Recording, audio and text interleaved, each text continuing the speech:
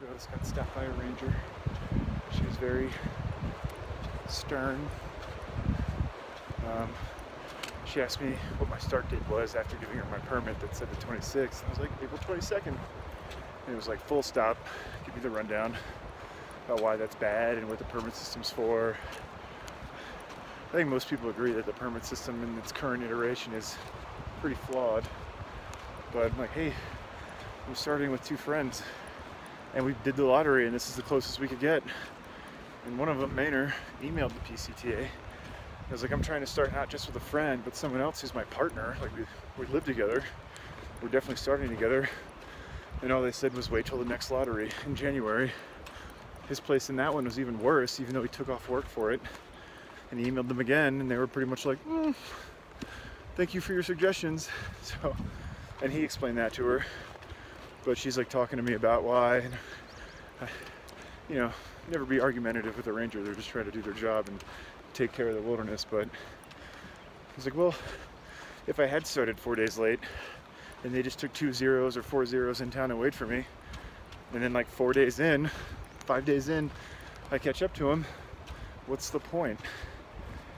Like, I don't know, maybe just charge 50 bucks for a permit and so many people won't just get one and then never show up. But I went to sign in on like the form while she was talking to me, and she was like, sir, put down the pen and talk, done talking, please. I was like, okay, just make eye contact and wait for her to finish. Everyone else that's talked to us about our permits have been like PCTA, like bridge runners or whatnot, and I think they're just collecting data. I always figured it's best just to be honest. Yeah, we tried to start together, didn't work out, so we started in like the average Cubs date, which was the middle. And they're like, okay, thank you for being honest. So I told her, it was pretty apparent, she's not collecting data. She's the one that enforces the rules regardless, so I'm kind of stern talking to.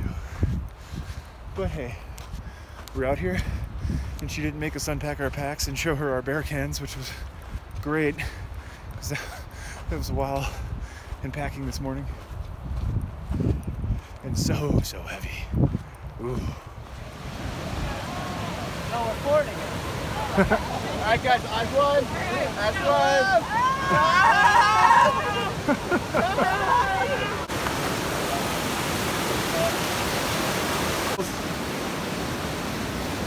I think it's cool. I mean, it's still kind of like transitional, you know?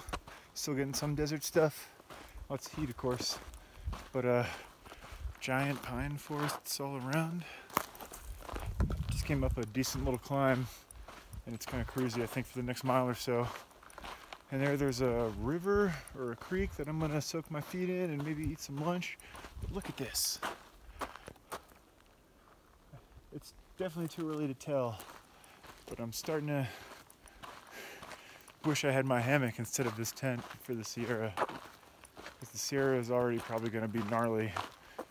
But to have a gnarly hiking experience with a most excellent camping experience would probably be awesome. You can smell that, those pine fir needles. It smells so good. Oh man, and so much more shade. Like just one day in the Sierra and I'm already feeling so good about this place. Of course, we haven't hit a major climb yet, so maybe I'm jumping the gun. I see something weird. Grass and lots of trees. And oh boy, here we go. It of course doesn't look as cool on camera, but right there, that is all snow. Snow-covered peaks where we're heading. That is gnarly. And earlier, we were all pumped, and we were nervous, and we were nervous and pumped.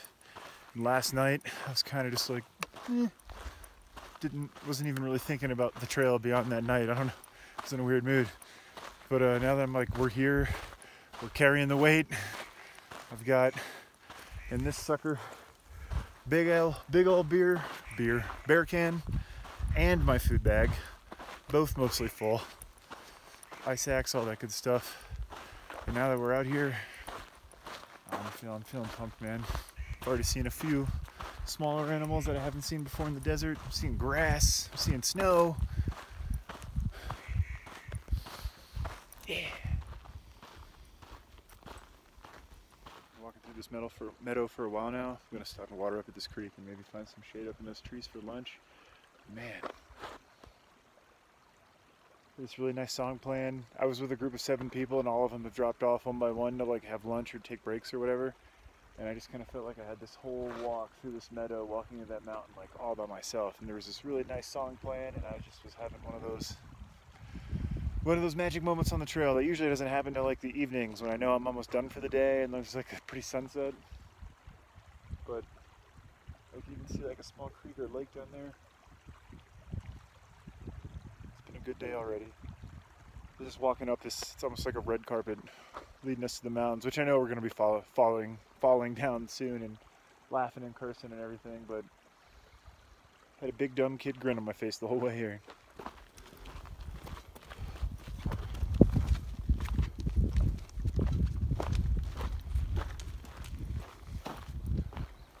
So much pine.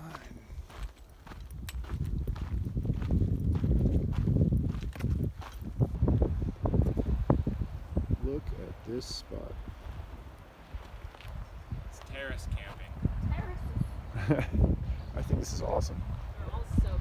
The only thing that would make this better would be hammocks. Am I right? You did say beer, just to clarify. That is the Kern River, I believe? South Fork. So, that all sounds wonderful. Alright, let's eat. Everyone's getting here. We were just talking about how this has been one of the best days of hiking either of us have had in a long time. Like, Maynard said that when he came in. I was just like, yeah, this is like the happiest I've ever been on a trail, like not in town. I was like, I don't think it's ever happened on a thru hike before. It is a really great spot. Nibbles, Maynard, Cub. I think Katie and Ryan are going over there. There are spaces way up there, and I think over here up the hill. But no one's climbing one of those with their heavy pack if they don't have to.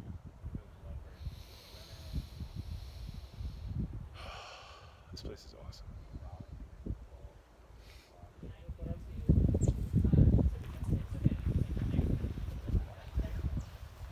Two campsite. Yeah, the main What's strip. happening? You'd want to be like, yeah. But I think it may be easier to catch.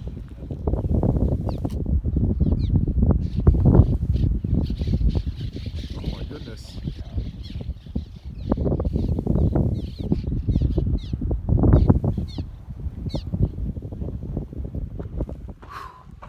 Alright, bright and early. We slept somewhere in those trees on the other side of the bridge. You can see all the sparrows flying under the bridge. We entertained us for a while last night. It's probably like 7:30 right now. A little late. I'm usually the last one out in the morning. But I think we're going up over this little hill and then way up over there with that tall guy and beyond. Man, it's chilly right now, but it got cold last night. Probably high 30s, maybe low 40s if I'm a bit of a baby. I'm using my 20-degree quilt that I took with me on the AT. That served me more than well, and I've taken down to 20 in a hammock, of course, with like a 20-degree under quilt, and wearing thermals and a puffy and everything. But last night, man, woke up. That's the last time in the Sierra I'm sleeping with my tent doors like open. Woke up, put my puffy on, curled into a ball, and was still shivering for a while. I think what we did wrong, or what I did wrong, is we got to camp early. And around 5 or so, I made my dinner, and I was like insatiably hungry, and I kept like nibbling on other stuff, and one to lighten the bear can also, but I probably ate a little too much. But then we hung out for like 2 or 3 hours, maybe 2 hours, then I watched a movie on my phone for a little bit. So by the time I fell asleep, it was like 9:30 and I hadn't eaten anything in forever. So I think tonight or this afternoon I might forego the afternoon snack, because even when we do 20s, we still ended up finishing like early afternoon, or like at least 4 or 5. So after a big lunch, you don't really need that snack. So I might hold on to that. Still eat a little early dinner because I'm ravenous when we get to camp at the end of the day.